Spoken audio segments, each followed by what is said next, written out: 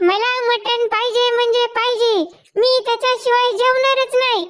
हे बघ तुझ्या आवडीची मस्त साबुदाणा खिचडी केली बघ, कांदा घालून. अरे कांदा घालून तुमच्या बापाने साबुदाणा खिचडी केली होती का? का माझं डोकं तापवताय? बया काय करावं या कार्ट्याचं, आता तर हट्टालाच पेटलाय. आईला कुठल्या मुहूर्तावर जन्माला आले काय माहितीये गाबडं.